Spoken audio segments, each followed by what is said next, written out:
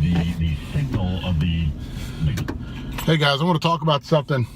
And just recently on Facebook, I actually came across this. A guy put up a video of a senior guy hitting the ball a long way.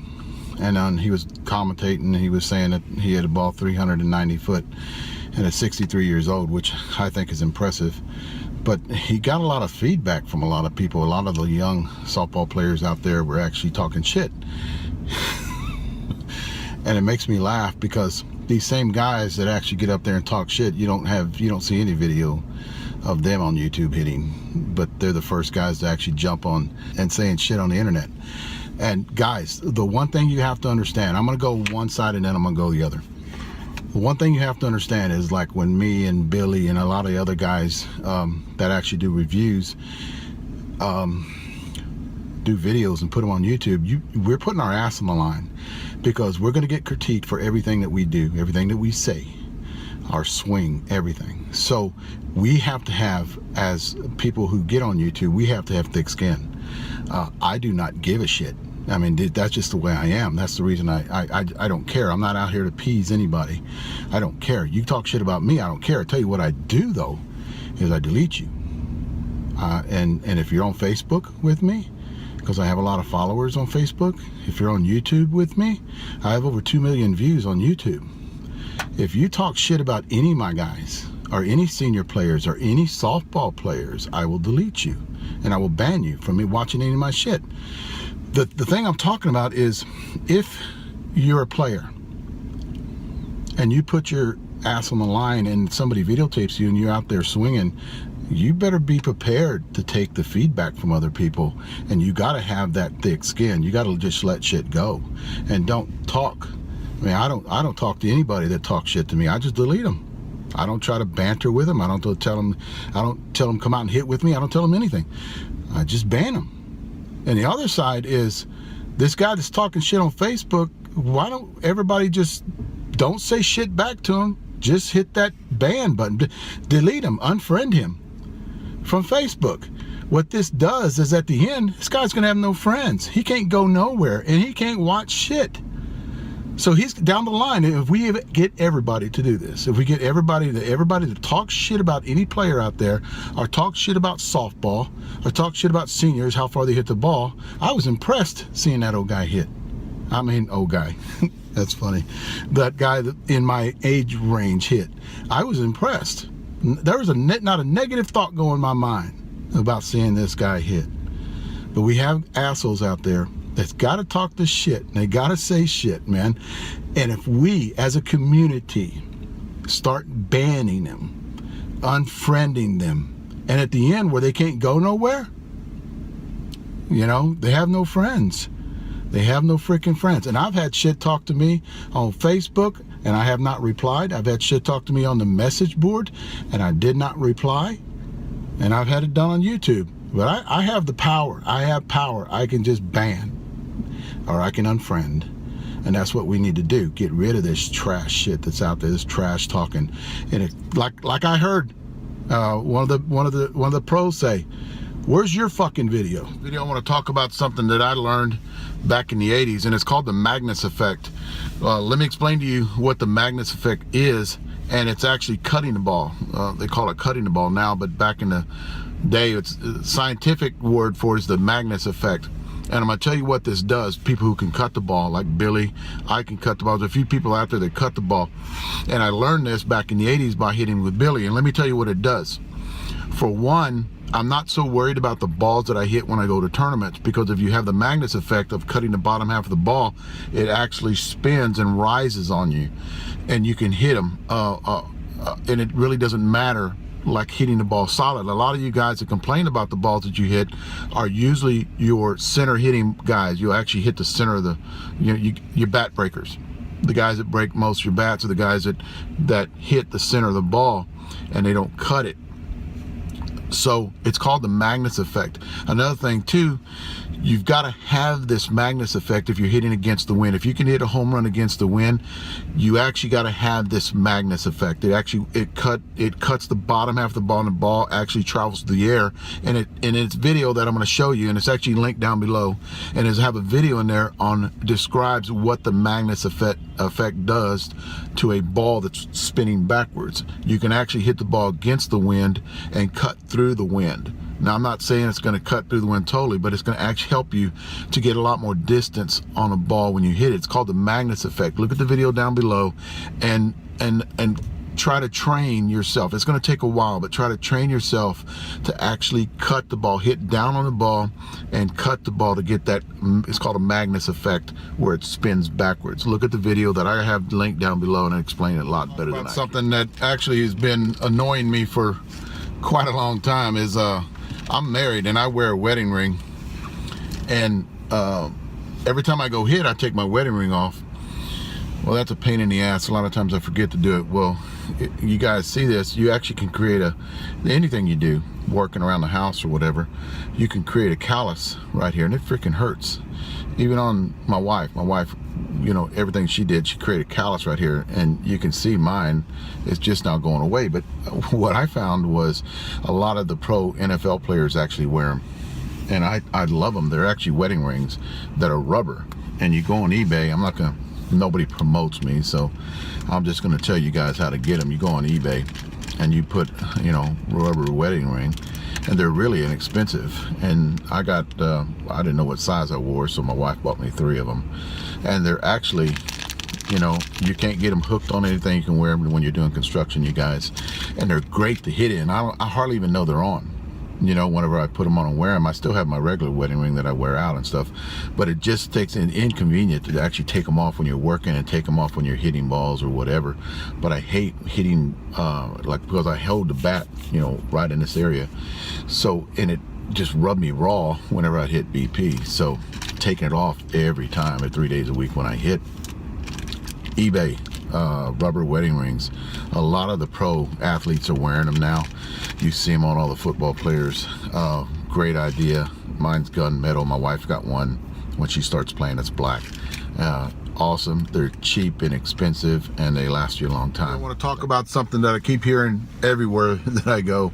A lot of the bat sales guys will actually put this out there, and what they keep on telling you, you know, whatever's comfortable with you. What do you feel comfortable with? Even with your swing, or what kind of bat that you actually pick up. What bat feels comfortable with you? Well, let me tell you, I think that's a bunch of bullshit, and let me explain to you why I think it's a bunch of bullshit. Guys, I've always thought this, that you don't want to get comfortable with things. You actually want to think outside the box. You want to get uncomfortable with things. That's the only way I think you can grow. You know, you want to make decisions in your life where you're not comfortable with. You know, you got to take that chance. But I'm going off in a different direction there. But let me get back to what I'm talking about. What feels comfortable with you? The only way that you can excel in doing anything is get uncomfortable. You know, if it's either in the box or the way you hold the bat, you know, guys, if I sit there in a fucking box and grab the bat and just sit there in comfortable feeling, I would hit like shit. You know, that's just me. But I don't try to get comfortable in the box. You know, I torque a little bit where I got to keep my hands back. That's not comfortable to me.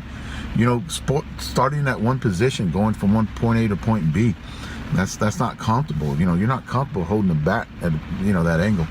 But when I hear people say, well, whatever's comfortable, guys, I picked up bats. I picked up a shitload of bats that actually feel comfortable in my hands, but the bat's a piece of shit. So what you're telling me is I can buy a bat that feels comfortable, but it could perform like shit?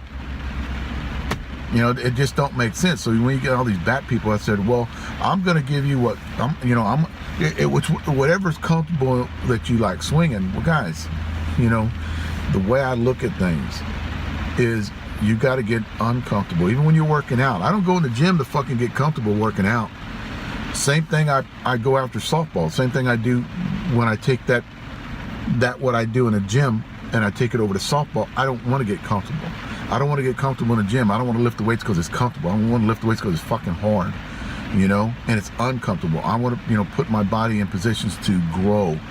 And that's the reason that I think that too many people try to get comfortable in the box too, you know, and I'm not saying, I'm maybe taking this a little bit too deep, but I'm not saying just get up there. You want to relax, you know, totally different. You want to relax in the box, you know, with your swing.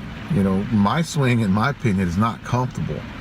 If it was comfortable, I'd just sit there with a bat in front of my hands and look at the freaking ball. You know, I've got a cock, and that's not comfortable with me. So when I hear these people talk about, well, whatever feels good, you know, whatever feels comfortable in your hands, I think that's a crock of shit. You know, there's a lot of bats that I picked up that don't feel comfortable in my hands, and they're actually pieces of shit bats that people put out there. But hell, it swings good. One of the best bats that I've ever, in my opinion, that I've ever swung was the Hyper Z. That bat that was probably one of the best feeling bat that I've ever swung. But the bat was a piece of shit. It didn't perform for me because it was not made right. But it sure damn swung good. It was comfortable. Swung good. So when you guys hear all these people trying to tell you, you know, hey, it's whatever's comfortable for you, that's a crock of shit. You don't want it. You don't want to get too damn comfortable. Hey guys, I want to do this video, talk about how we do our BP sessions whenever we're doing BP. And I learned this a while back is I treat a lot of my BP the way I do when I would powerlift. I treat it like a 1 rep max is what I do. I put everything into one swing. Now, a lot of you guys out there get up there and hit probably 30, 40 balls. I do not do that, and I haven't done that for years. In my opinion, what that does is it builds up endurance. I don't want endurance because you only get 4 bats in one game, and a game could go an hour and a half at the most, an hour at the least. So I work on doing a 1 rep max, and the same thing as when I'm playing is BP. So what I do is whenever we have BP, my first round is usually around 10 balls, and I get up there and I explode. I don't take anything off my swing whenever I swing. I explode off the ball. I don't take 10 warm-up swings. I actually explode. My timing's usually a little bit off because I do work out during the season. But after that 10 rep max, I'll pull out and we'll either have 2 more seniors go in there or 1 more senior. It's usually 1 or 2, 3 guys in a hitting session. Billy usually hits with me, so he'll go right behind me and he'll get up here and take his 10 to 12 swings. And then my round comes up again. What I think this does is it creates freshness. You're fresh every time you get up there and take those 10 swings. I think you don't need endurance when you're hitting because it's just a 1 rep max. I think you need to focus on everything just exploding on the ball. It's hard to take 30 explosive movements. That's like powerlifting. It's hard to take, you know, when you're moving a force from point A to point B, it's hard to do that 30 times and concentrate on it. You're going to get burnt out, or there's something going to happen. So what I do is I cut it down to either 10 or 12, no more than 12, and I'll explode on the ball, and I'll do 3 or 4 different sets, like let's say in BP. So it's kind of like a 10 rep 4 set BP session for me is what I do. What I found out that kept me fresh all the way to 40 swings. If I had to do more, I would rest and I'd come back and do another 2 or 3 sets of 10 reps.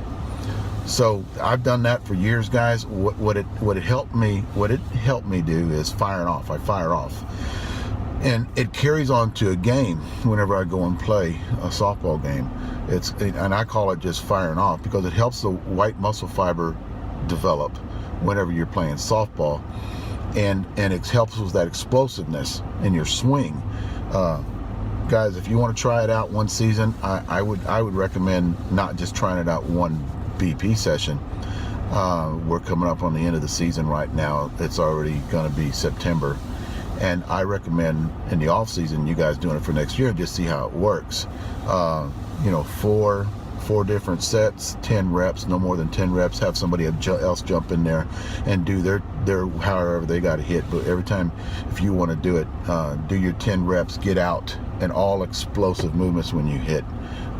That's one thing I've done in the past, about 30 years right now, and it's helped me. It's helped me stay fresh from just getting up there. And I've seen a lot of you guys, man, get up there and hit 30. I see guys right before a tournament when we take BP, they'll get up there and take 30 to 40 cuts.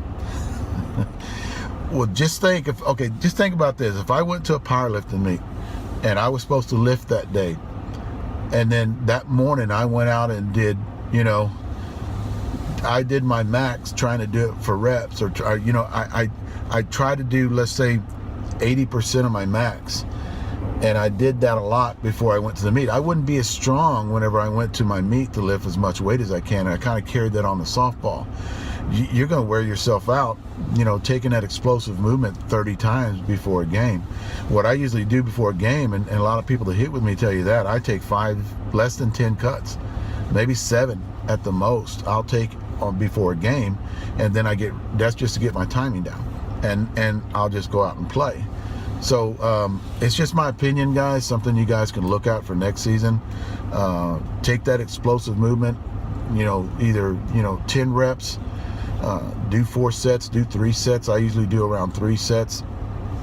A lot of times, when I'm getting ready to begin the year, I'll do 4 sets, maybe 5 of 10 swings, and it's helped me out quite a bit. Check it out next year if you guys want to do it, and see how it improves your swing. I guarantee you'll get a lot more explosiveness when you get up there and play during the games. I want to put these videos out, and the reason I put them out because I want to help you guys. There's little things that I've done over the past 35 years playing softball that actually has helped me.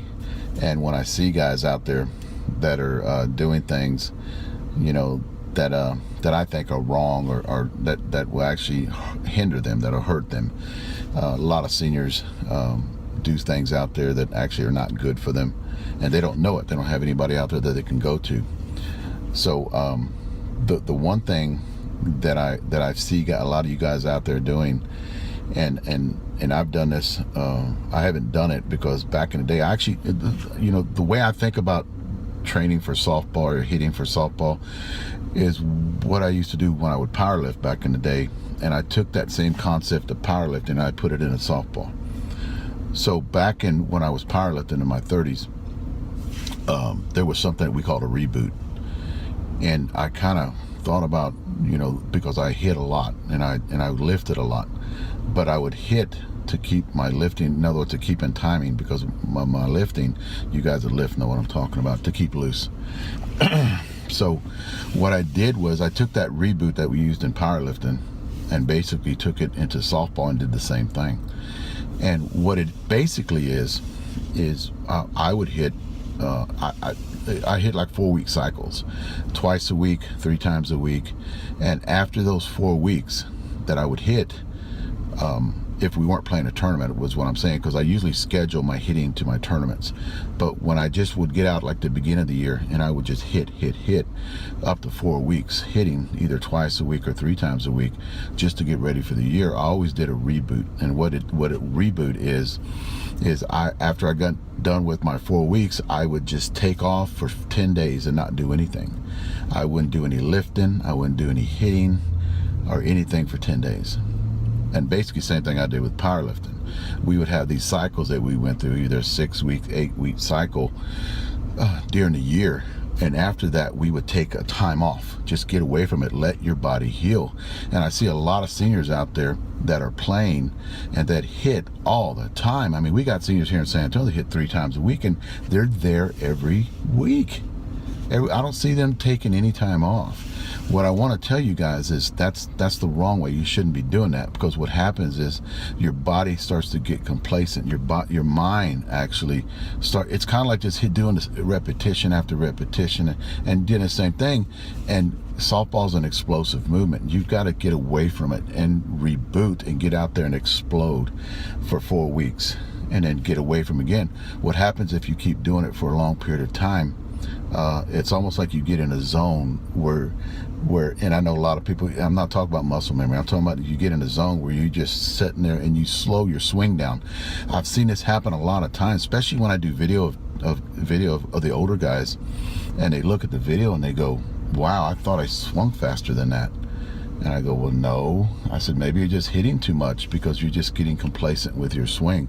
Take some time off, come back in 10 days and start hitting again. And you would be surprised when they do this, when they come back and they start hitting, their explosiveness comes back. Because their mind, they got away from softball for the 10 days. They didn't hit. They didn't even think about softball. They stayed at home relaxed. And what happens when you come out, you're more refreshed. So you tend to think a lot better. It's almost like a lot of guys are getting burnt out. So to keep from getting burnt out, take about 10 days off. If you go like a 4-week, 3-week, or 4-week cycle, on a lot of you older guys, take about 10 days off and don't do anything. And I call it a reboot.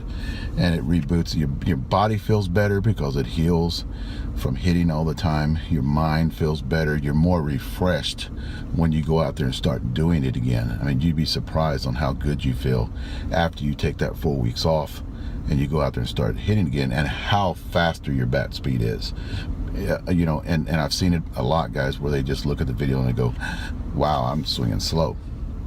So that's one thing I wanted to tell you guys. And I'll put a lot of these videos out through the year for a lot of you guys to look at it. You take it with a grain of salt. It's just my opinion on what I've done throughout the years that actually helped me. In this video, I want to talk about your mindset whenever you take BP. A lot of seniors out there, I see them doing this, is they'll get out there and jack around while they're taking BP. I see this and I kind of look at him as the weekend warrior kind of guy. Not really serious about doing anything. I tell people a lot of times that what you do in BP carries on to the game, and you have to have a different mindset. Like when I step into the box, I take my BP very seriously, and I put myself in game situations because I only take like 10 cuts. Like my first round will be just getting warm, but I'll take explosive cuts. My second, third, and fourth round that I take, I'm actually concentrating, and I put myself visually in game situations. And I do this all the time. I put the game on the line and I'll visualize this in my mind, which in my opinion helps me carry over to whenever I play. So I do a lot of visualizing. I don't talk to people whenever I hit a lot. And a lot of people know, it's kind of like golf. A lot of people know that when me and Billy are hitting, you don't talk to us. They don't say anything. They'll go off to the side if they're going to talk to each other. But they know that whenever we take BP, we're real serious about taking BP. We don't joke around, and we'll get up there, and whenever we're in there in the box, we're doing a lot of visualizing in game situations, which actually carries over to softball games, in my opinion.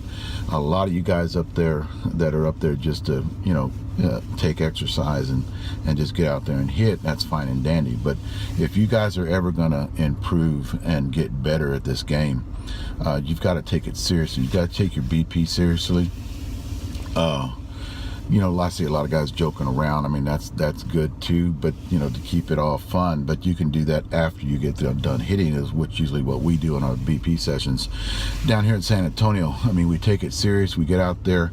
One thing Billy's a student of the game, and Billy, I'll hit, and if Billy sees something wrong with my swing, automatically he'll stop and he'll tell me what I'm doing wrong, and helps me out tremendously throughout my career whenever I would hit BP with Billy. But guys, a lot of you guys out there, if you want to improve, I mean, if this is more than just a weekend warrior kind of thing, take your BP seriously. Get in the box, have a mindset on what you want to do, what you want to achieve, and them cuts that you have, because if you think about it, a lot of seniors don't take over 40-50 cuts. Make them serious cuts. It's just like walking into a gym and getting serious about working out. You're not in the gym to socialize. You're not in the gym to take selfies and do shit like that. You're in the gym to work out and get the hell out of there. I treated my BP sessions the same way. I do my videos, a lot of my videos, on it, and I'm real serious about hitting, because I want to get better. I want to improve my game. And a lot of people around me know that, around Billy know that. You know, you don't joke around, don't talk. We'll kind of pop off to each other every once in a while, but we know that we're there to hit. If you want to get better, guys, take BP seriously, just like it is when you're going to go work out or do anything else, or your work. You know, I treat it as work. If you guys are on my Facebook page, you understand. I'll take pictures before we take BP, and I'll say work, work, work, because that's what it is to me. I go out there to work. It's not bullshit and stuff like that. We can do that whenever we go eat. So just something I wanted to throw out there to you guys. Take your BP seriously. Get out there and work on your game, and I guarantee you'll get better.